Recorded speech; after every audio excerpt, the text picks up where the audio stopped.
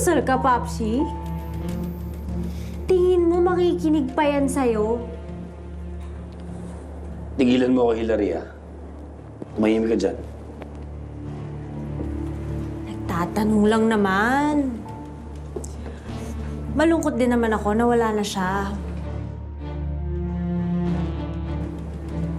Pero move on na tayo.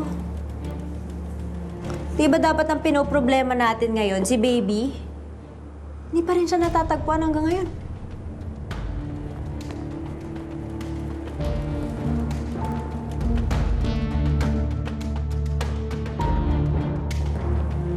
Pag nakita yan nila Diana at Beth,